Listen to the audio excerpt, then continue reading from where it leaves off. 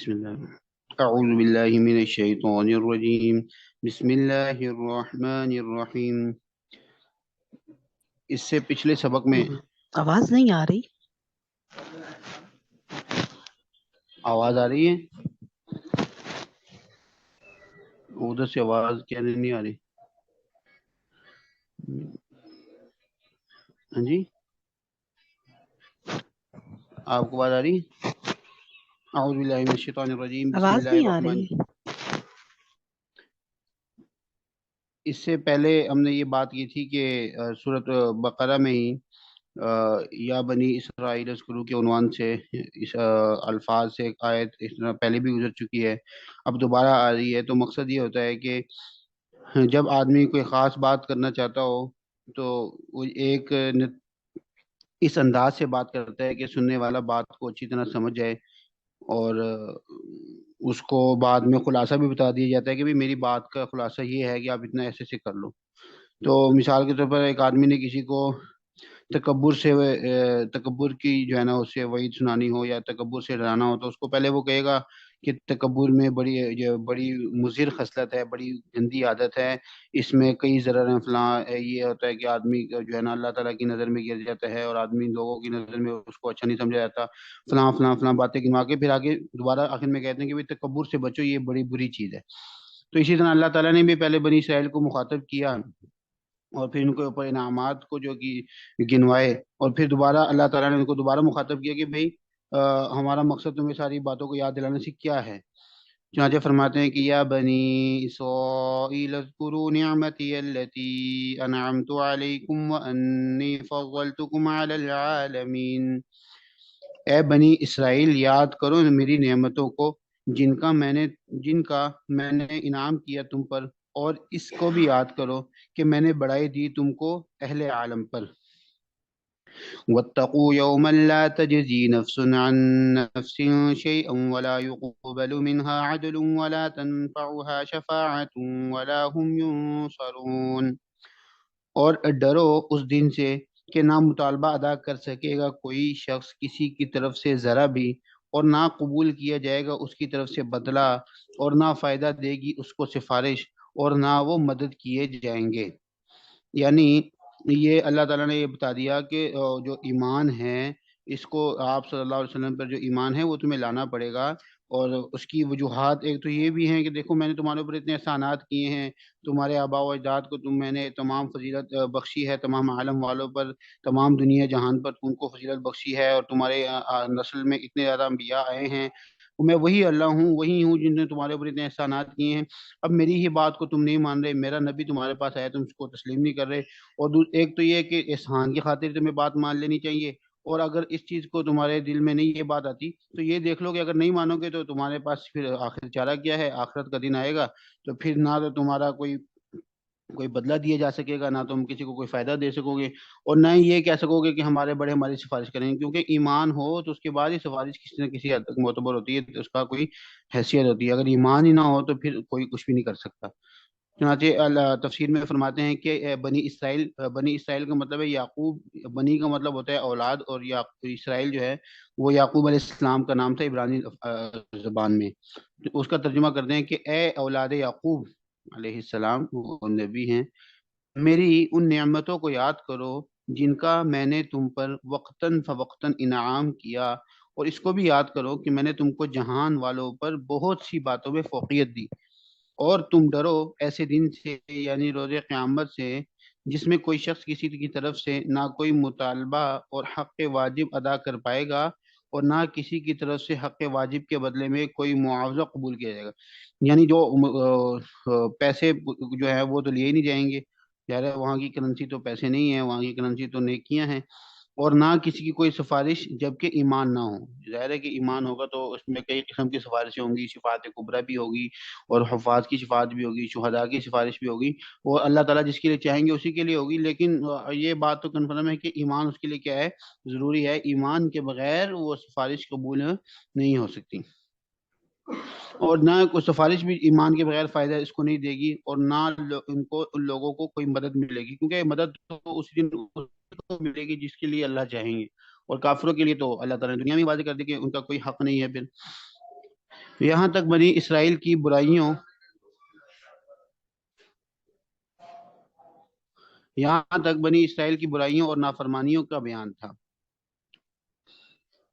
इस जिसमें एक बदउनवानी ये भी थी कि बाद अहकाम के मनसूख किए जाने पर खुसूसन, यानी ज़ाहिर है कि इस्लाम के जो अहकाम हैं वो पहले आते थे, और उसके बाद एक वक्त तक बाद अहकाम ऐसे भी थे कि जो मनसूख हो जाते थे।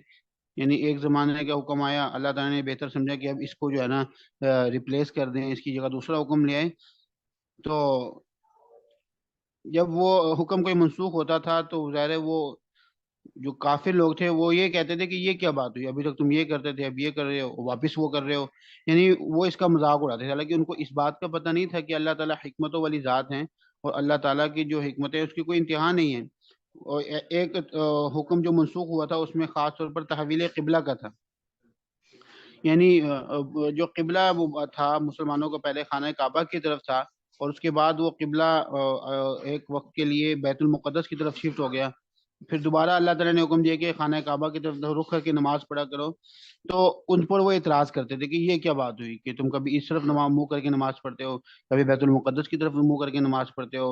अगर वो बात उस तरफ मुंह करके नमाज पढ़ना सही था, तो फिर तुमने उस तरफ बैतुल मुक़द्दस की तरफ नमाज क्यों पढ़नी शुरू कर दी। अगर बैतुल मुक़द्दस की तरफ नमाज पढ़ना सही नहीं था, दोबारा तुम आए, तो तुम्हारा तो गोया कि एक पता नहीं चल रहा, गोया को ये कहना चल रहा। हालांकि उन लोगों को ये नहीं पता कि हम मुसलमान तो अल्लाह ताला के हुक्म के ताबे हैं। अल्लाह ताला तो किसी खास जगह के पाबंद नहीं है कि हम ये कहें कि अल्लाह ताला खाना काबा की तरफ ही है, दूसरी तरफ नहीं है। ये तो सारी दुनिया अल्लाह ताला की मखलूक है, इसमें ये बात करना ही ठीक नहीं है कि अल्लाह एक जगह पे है, एक जगह पे नहीं है। जाहिर है कि वो ये सारी दुनिया अल्लाह की तख्लीक है, मखलूक है, और खालिक मखलूक के अंदर समा जाए, ये बात हो ही नहीं सकती। तो अल्लाह ताला के लिए तो सारी दुनिया एक तरह ही है। अल्लाह ताला के लिए जिहाद नहीं है। हम एक जगह पे बैठे हैं, हमारे लिए ऊपर नीचे दाएं बाएं तो है, लेकिन अल्लाह ताला दुनिया के अंदर है ही नहीं। यानी अल्लाह ताला के लिए सारी दुनिया एक तरह ही है। तो अल्लाह ताला जहाँ पे हमें हुक्म देंगे, जिस तरफ मुंह करके नमाज पढ़ने का देंगे, हम वो करेंगे, क्योंकि हम अल्लाह की किताबें हैं, अपनी अकल किताबें नहीं है। लेकिन वो इस पे एतराज़ात किया करते थे। इसका कुछ जवाबात जो है कुछ गुजर भी चुके हैं। और दूसरी बात यह है कि जो बैतुल मुक़द्दस की जो किबले के बदलने का हुक्म था ना, इस पे उन्होंने बहुत शोर किया कि ये क्या बात हुई, कभी इस तरह नमाज पढ़ते हो, कभी इस तरह नमाज पढ़ते हो। और इससे इससे फर्क क्या पड़ा कि ज़ईफ़ उल एतिक़ाद लोगों पर इस मुखालफत का असर हो जाना भी कुछ अजीब ना था। यानी कोई कच्चे लोग होते हैं ना, वो ज़्यादा पक्के नहीं होते, तो वो परेशान हो जाते हैं कि अब ये क्या हो गया, हम इधर नमाज पढ़ रहे थे, अब इधर कर। तो अलावा अजी नमाज खुद इस्लाम का रुकन आज़म है, और उस बहस का तमाम से ताल्लुक था। यानी इसका तो डायरेक्ट जो है ना इफेक्ट किस पे पड़ा था, नमाज पे पड़ा था कि भाई तुम्हारी तो नमाज गोया कि जितनी देर तुमने उस तरफ मुंह करके पढ़ी हुई नहीं है। तो नमाज के बारे में वो बातें करने लगे। इसलिए इस असबाब का तकाजा हुआ कि इस बारे में किसी कदर तफसील से कलाम किया जाए। यानी असल में तो इतना ही जवाब काफी था कि सारी दुनिया अल्लाह की है, और अल्लाह ताला दुनिया की किसी एक जिहत में नहीं है, इसलिए अल्लाह हमें जहाँ कहेंगे हम उस तरफ मुंह करके नमाज पढ़ेंगे। इतना जवाब काफी था। लेकिन अल्लाह ताला ने इसके ऊपर, किबले के बदलने के ऊपर जरा तफसील से बात फरमाई कुरान पाक में। वो तफसीली कलाम यहाँ से शुरू होकर तकरीबन 4 रुकू तक फैला है, और जिसकी तरतीब भी नहायत खुश उसलूब वाक़ हुई है। यानी उसको पूरी एक सीक्वेंस से बयान किया गया है। यानी पहले बानी काबा की फजीलत, यानी बानी काबा कौन थे, इब्राहिम अलैहिस्सलाम, और इनका इमाम खल्क होना बयान किया कि भाई वो इब्राहिम अलैहिस्सलाम जितने भी मखलूक़ात हैं, यानी जितनी भी उम्मतें आती हैं, सब उनको अपना इमाम मानते हैं। ठीक है, पहले उनकी फजीलत को बयान किया, फिर काबा की फजीलत और इसकी तामीर का किस्सा जिक्र किया कि काबा को इब्राहिम अलैहिस्सलाम ने जब तामीर किया तो उस वक्त क्या हालात थे। और उसके सिवाक व सबाक में, यानी कि इसकी इसी उसमें साथ साथ उसी सीक्वेंस में बहुत से मज़ामीन इसके मुनासिब लाए। फिर ये अल्लाह ताला ने कहा कि अल्लाह ताला हाकिम है, अल्लाह ने हुक्म दिया है कि खाने काबा की तरफ मुँह करके नमाज पढ़ो, तो अल्लाह ने इस बात को बयान किया। और फिर अल्लाह ताला ने यानी इस तरफ मुँह करके नमाज पढ़ने का, ये सारी बातें आगे आएंगी कि अल्लाह ताला ने ये बयान किया कि भाई मैंने इस तरफ मुँह करके नमाज पढ़ने का तुम्हें क्यों हुक्म दिया है। तो मुकम्मल मजमून एक यहाँ से शुरू हो रहा है। ठीक है, सबसे पहले हमने कहा था कि बयान होगी क्या, हजरत इब्राहिम अलैहिस्सलाम की फजीलत बयान होगी। اب یہاں سے ابراہیم علیہ السلام کی فضیلت کا بیان ہے۔ چنانچہ فرماتے ہیں وَإِذِ ابْتَلَىٰ إِبْرَاهِيمَ رَبُّهُ بِكَلِمَاتٍ فَأَتَمَّهُنَّ قَالَ إِنِّي جَاعِلُكَ لِلنَّاسِ إِمَامًا قَالَ وَمِن ذُرِّيَّتِي قَالَ لَا يَنَالُ عَهْدِي الظَّالِمِينَ۔ ترجمہ: اور جب آزمایا ابراہیم کو اس کے رب نے چند باتوں میں، یعنی امتحان لیا، آزمایا، اور اس نے پورا کر دیا ان کو، ابراہیم علیہ السلام امتحان لیا گیا اس میں وہ پورے ثابت ہوئے، تب فرمایا میں بناؤں گا تجھ کو سب لوگوں کا پیشوا، یعنی جتنے بھی لوگ آپ اب اس کے بعد آئیں گے تو آپ کو سب ہی اپنا امام سمجھیں گے۔ اور بولا ابراہیم علیہ السلام نے کہا کہ میری اولاد میں سے بھی، یعنی وہ بھی میری اولاد بھی آئے گی۔ فرمایا نہیں پہنچے گا میرا وعدہ ظالموں کو، یعنی آپ کی اولاد میں سے لوگ آئیں گے، اچھے لوگ بھی ہوں گے، لیکن جو ظالم ہوں گے نا ان کے ساتھ میرا وعدہ نہیں ہے۔ ٹھیک ہے، تو ظالم لوگ کون ہوں گے؟ ظاہر ہے وہ وہی ہوں گے جو اللہ تعالیٰ کے حکام کو نہیں مانتے۔ ابراہیم علیہ السلام کی اولاد بھی ہو، نوح علیہ السلام کا بیٹا بھی تھا، اللہ کے حکم کو نہیں مانا تو وہ بھی پانی میں ڈوب گیا۔ تو اللہ تعالیٰ نبی کی بھی اولاد ہو اس کی، لیکن اللہ تعالیٰ کے اوپر ایمان لانا تو شرط ہے نا۔ تو اللہ فرما رہے ہیں کہ جو میرے آپ کی اولاد میں سے بھی بن جائیں گے، لیکن ظالم لوگوں کے ساتھ میرا وعدہ نہیں ہے۔ اور جس وقت امتحان کیا، اس کی تفسیر میں بیان فرماتے ہیں کہ جس وقت امتحان کیا حضرت ابراہیم علیہ السلام کا ان کے پروردگار نے امتحان کیا تھا کہ اپنے احکام میں سے چند باتوں میں ان کا کیا کیا، امتحان کیا۔ وہ چند باتیں کیا تھیں؟ مثلا ان کو پوری قوم اور پورے خاندان کے عقائد و رسوم کے مخالف دین حنیف عطا کیا، اور حکم ہوا کہ اس کی تبلیغ کریں۔ یہ آسان کام نہیں ہے، ساری جو دنیا ہے اس وقت کی، اور اس وقت ان کا جو علاقہ تھا، ان کے خاندان والے اور وہ بادشاہ کے مقرب لوگ تھے، خاندان والے بھی، اور بادشاہ کے دین کے خلاف ان کو ایک دین دیا اور کہا کہ اس کے وہ آپ کریں، یعنی ہم حکومت کے خلاف، یا کسی زمانے میں کوئی لوگ حکومت کے خلاف کریں تو ان کو بہت خفیتاً کام کرنا پڑے گا، لیکن ان کو اعلان کہا، اور ساری حکومت بھی ان کے خلاف اور ساری عوام بھی ان کے خلاف، اور یہ ایک اکیلے، لیکن اس میں کیا ہو گئے؟ وہ کامیاب ہو گئے۔ اور وہ ایسے نہیں کامیاب ہو گئے، اس کے اندر انہوں نے بہت سی قربانیاں دیں، اس کی خاطر ان کو انتہائی بھڑکتی آگ میں بھی ڈالا گیا۔ پھر یہ کہا کہ جاؤ، اب جب بڑھاپے کی اولاد ہوگی تو کہا کہ اپنی اولاد کو جو ہے نا فلاں دور جگہ پہ جو ہے نا ایسی جگہ پہ چھوڑ دو، نہ پانی ہے، نہ گھاس ہے، نہ کچھ ہے، نہ ریگستان ہے، ادھر چھوڑ کے آ جاؤ۔ اور وہ چھوڑ کے بھی آ گئے۔ اور پھر جب وہ بچہ تھوڑا سا بڑا ہوا، ان کے بیٹے اسماعیل اسلام بڑے ہوئے، کچھ چلنے پھرنے کے قابل ہوئے، بھاگ دوڑ کے، تو اب کہا کہ ان کو اپنے ہاتھ سے ذبح کریں۔ اب وہ ہے کہ بہت بڑی بڑی ان کو جو ہے نا آزمائشیں تھیں، اور ہر آزمائش میں کیا ہو گئے؟ کامیاب ہو گئے، اور وہ ان کو پورے پورے طور سے بجا لائے۔ ہاں، اللہ تعالیٰ نے اپنے فضل سے بیوی بچے کی بھی حفاظت فرمائی، اور بچے کو ذبح ہونے سے بچا کر اس کی جگہ مینڈا عطا فرمایا۔ یعنی اللہ تعالیٰ کو تو ظاہر ہے کہ کسی کی قربانی کی ضرورت نہیں ہے، اللہ تعالیٰ تو آدمی کو آزمانا چاہتے ہیں کہ میرے نام پر کس قدر جو ہے نا قربانی دے سکتا ہے، میرے کہنے پر یہ اپنے، اس کو میرا حکم عزیز ہے، یا وہ بیٹا جو اس کو میں نے بڑھاپے میں عطا کیا ہے وہ اس کو عزیز ہے، یا اس کو میرا حکم عزیز ہے کہ اپنی بیوی عزیز ہے، یا اس کو میرا حکم عزیز ہے کہ اپنے خاندان کے اگینسٹ چلنا ہی بہت مشکل کام ہوتا ہے، یعنی اور جب کہ حکومت وقت اور ساری عوام بھی خاندان کے ساتھ ہو، پھر آپ اس کے خلاف چلیں تو بہت بڑی بات ہوتی ہے۔ لیکن ابراہیم علیہ السلام اللہ کے حکم کو پورا کر کے سب کو کسی خاطر میں نہیں لے کے آئے، ان کا ٹھیک ہے، اللہ راضی ہوتے ہیں تو مجھے اور کسی چیز کی کوئی پرواہ نہیں ہے۔ اللہ تعالیٰ نے ان سے فرمایا، اب امتحان میں پورا اترنے پر اللہ تعالیٰ نے کیا وعدہ کیا، کیا فضیلت عطا فرمائی؟ اللہ نے فرمایا کہ میں تم کو سب لوگوں کا پیشوا بناؤں گا، امام بناؤں گا۔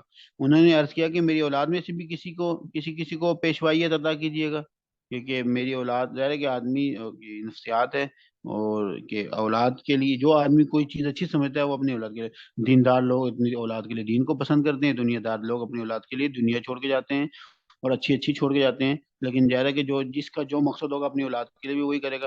تو انہوں نے جب دیکھا کہ مجھے اللہ تعالیٰ نے اتنا رتبہ عطا کیا، تو انہوں نے کہا کہ اللہ میری اولاد میں سے بھی کسی کو آپ عطا کریں گے؟ تو اللہ تعالیٰ نے فرمایا کہ آپ کی درخواست منظور ہے، آپ کی اولاد کو بھی دوں گا، لیکن میرا آپ سے وعدہ ہے، مگر اس کا ضابطہ یہ ہے، یعنی وعدہ تو ہے لیکن اس کا ایک رول ہے، یعنی میری مدد کا، اور دوسرا جو میں نے وعدہ کیا ہے اس کا ایک رول یہ ہوگا کہ میرا وعدہ میرے قانون کی خلاف ورزی کرنے والوں کو نہیں پہنچے گا، ظالموں کو، پہلے ہم نے کہا تھا کہ ظالموں کو نہیں پہنچے گا۔ ظالم کون ہے؟ جو اللہ تعالیٰ کے قانون کی کیا کرتے ہیں؟ خلاف ورزی کرتے ہیں اللہ تعالیٰ کے احکام کو اور وقت کے نبی کی بات کو نہیں مانتے تو وہ ظالم ہیں، اللہ تعالیٰ کی قانون کی خلاف ورزی کرنے والے ہیں، تو ان کے ساتھ اللہ تعالیٰ فرما رہے ہیں کہ میرا وعدہ نہیں ہے، میرا وعدہ تو نیک لوگوں کے ساتھ ہے۔ ٹھیک ہے، ایسے لوگوں کو تو صاف جواب ہے کہ وہی کوئی نہیں تمہارے ساتھ وعدہ۔ البتہ اطاعت کرنے والوں میں سے بعض کو نبوت اور پیشوائیت دی جائے گی، وہ بھی پیشوا بنیں گے، بنے ہیں۔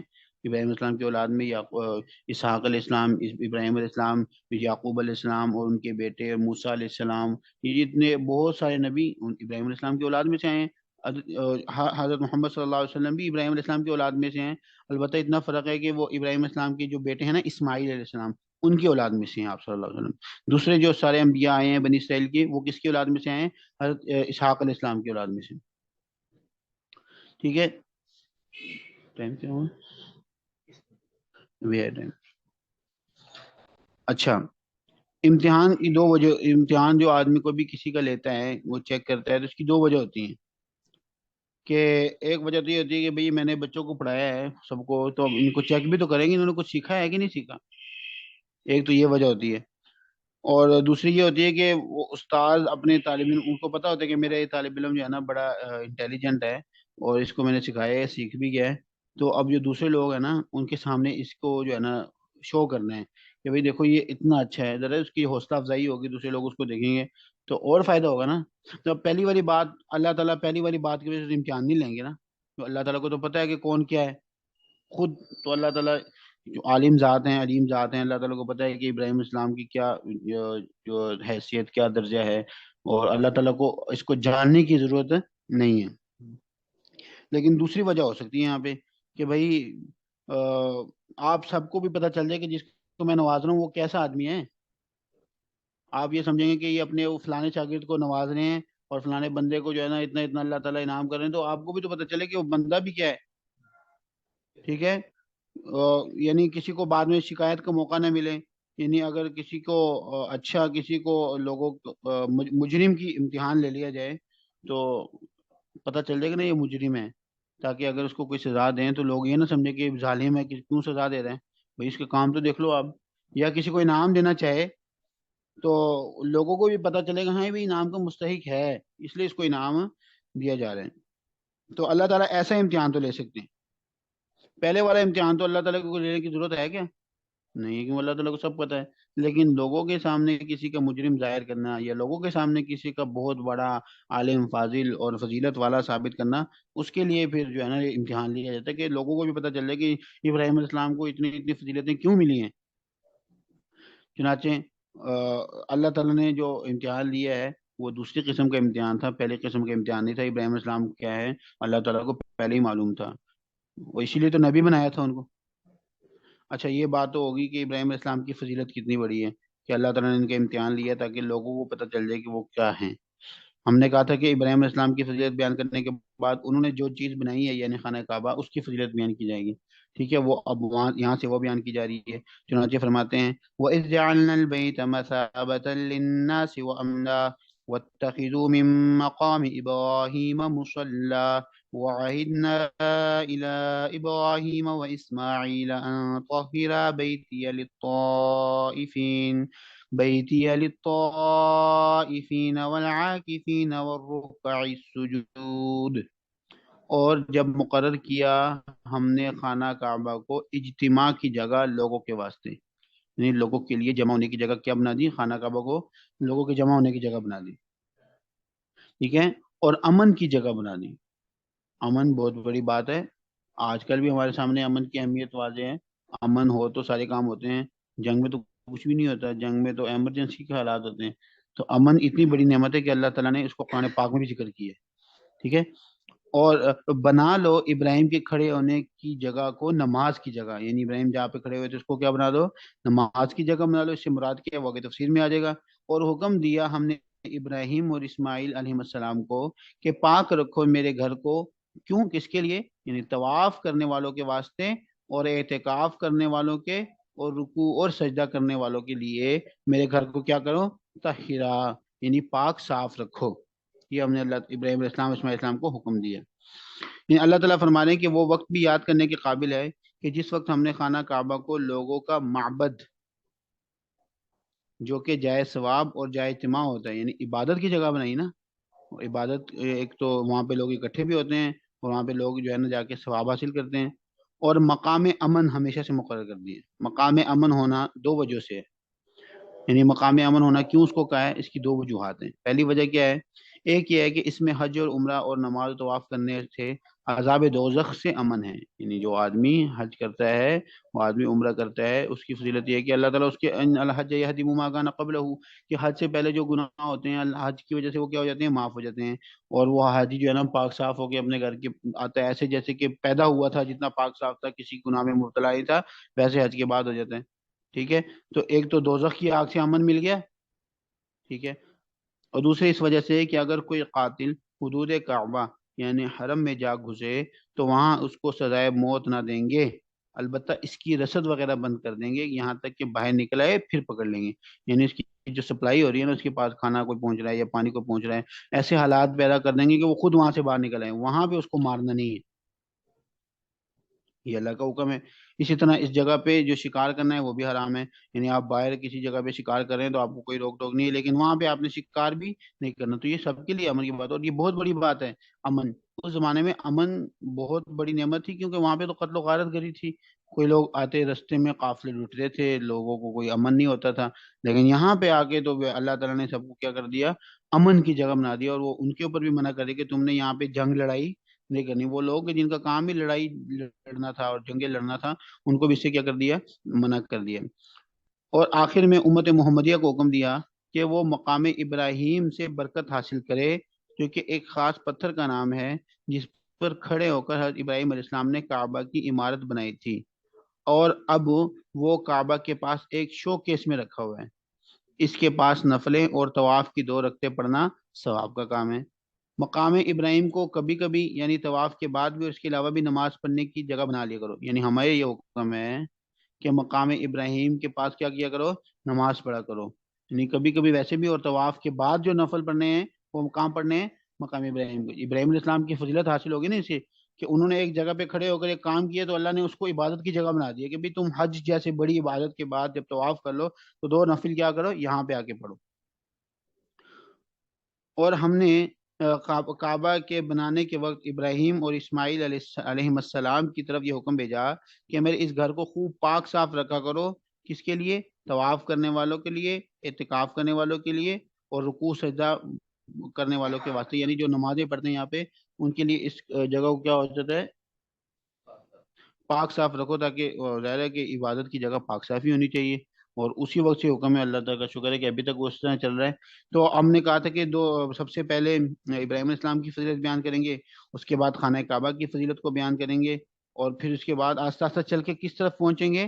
یعنی اللہ تعالیٰ نے جو جو کعبہ ہے، قبلہ ہے، اس کو جو خانہ کعبہ کو بنایا، پھر بیت المقدس کو بنایا، پھر واپس خانہ کعبہ، اس کی طرف آنا ہے. تو پہلے اس کی جو ہے نا جیسے تمہید چلتی ہے پہلے، تو اس طرح چل رہے ہیں انشاءاللہ. پھر آگے اسی حکم کو اللہ تعالیٰ خوب تفصیل سے بیان کریں گے کہ یہ جو جاہل لوگ اور نادان لوگ ہیں، یہ تم پہ اس بات کے اعتراض کر دیں گے تم نے کعبہ بار بار اپنا قبلہ بدلتے رہتے ہو، تو یہ کیا بات ہوئی. تو اللہ تعالیٰ فرما دیں کہ اللہ تعالیٰ حکیم ذات ہیں. حکیم کا مطلب ہے کہ اس کا کوئی بھی فعل حکمت سے خالی نہیں ہے، کوئی بھی حکم حکمت سے خالی نہیں ہے. وہ حکمتیں کیا ہیں انشاءاللہ اس کو بھی اس کے اندر بیان کر دیں گے. اس کا مقصد یہ ہے کہ جو مسلمان ہیں وہ کافروں کے پروپیگنڈا کا شکار نہ ہو جائیں. ٹھیک ہے انشاءاللہ. پھر اگلے سبق میں یہاں سے پڑھیں گے. ٹھیک ہے جی.